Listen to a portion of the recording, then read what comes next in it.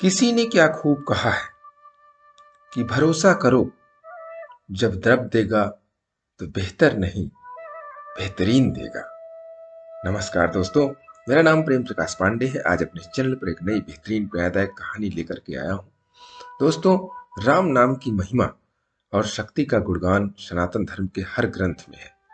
उसी पर आधारित आज की कहानी है। तो चलिए, चैनल को सब्सक्राइब नहीं किया, सब्सक्राइब कर लीजिए और सुनते हैं आज की कहानी, जिसका शीर्षक है राम के नाम की शक्ति।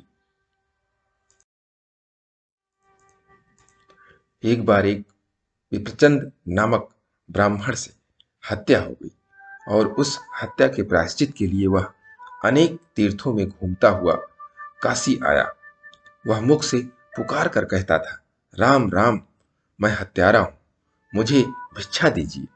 श्री गोस्वामी जी ने उसके मुख से अपने इष्ट देव का अति सुंदर राम नाम सुनकर उसे अपने निवास स्थान पर बुला लिया और उसे हृदय से लगा लिया। श्री गोस्वामी जी ने बड़ी प्रसन्नता से कहा, तुलसी जाके बदन ते धोख्यों निकसत राम, और ताके पग की पग तरी मेरे तन को चाम। कहने का तात्पर्य है, तुलसीदास जी कहते हैं कि जिसके बदन से धोखे से भी राम निकल जाता है, उसके पूरी जिंदगी तर जाती है, उसके तन मन जो है पूरे प्रभु धाम पहुंच जाता है, वो आजीवन स्वच्छ हो जाता है। फिर उसे अपनी पंक्ति में बैठाकर प्रसाद पवाया, जिससे वह शुद्ध हो गया। काशी के ब्राह्मणों ने जब यह बात सुनी तो उन्होंने एक सभा की और उसमें गोस्वामी जी को बुलाया। सभी पंडितों ने गोस्वामी जी से पूछा कि प्रायश्चित पूरा हुए बिना ये ब्राह्मण कैसे शुद्ध हो गया। गोस्वामी जी ने कहा कि वेदों पुराणों में भगवान के नाम की महिमा लिखी है, उसे पढ़कर देख लीजिए।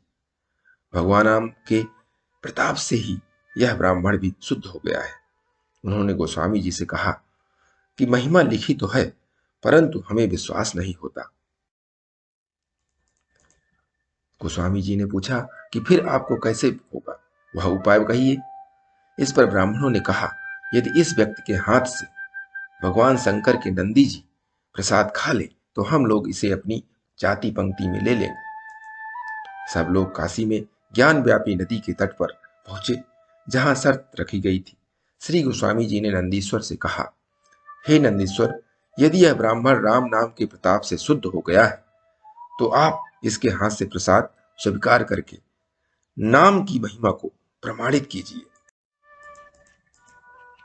नंदीश्वर ने प्रसन्नता के साथ प्रसाद स्वीकार कर लिया। इस चमत्कार को देखकर सभी श्री रामचंद्र जी की योम राम नाम की जय जयकार करने लगे और तुलसीदास जी की नाम निष्ठा पर बलिहारी हो गए। तो दोस्तों, आपने देखा ना, ये राम का नाम ही बहुत बड़ा है।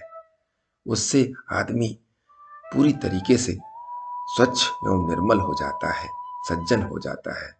इसलिए राम का नाम जब भी समय मिले जपते रहिए। समय हमेशा है आपके पास, राम राम कहने में कोई समय की जरूरत नहीं है। इसलिए राम के नाम को जपते रहिए और प्रतिदिन सुबह 5:30 बजे एक नई कहानी, एक नई उमंग से करें दिन की शुरुआत।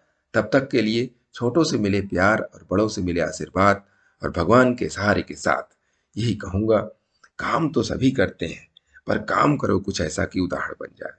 ये छोटी सी कहानी राम के नाम की अगर आपको अच्छी लगी तो लाइक कीजिए, शेयर कीजिए अपने मित्रों में भी और कमेंट जरूर करिए। और चैनल को अभी तक सब्सक्राइब नहीं किया है, सब्सक्राइब कर लीजिए और नई नई बेहतरीन प्रेरणादायक कहानियाँ आपको मिलती रहे, इसके लिए प्रेस बेल आइकन।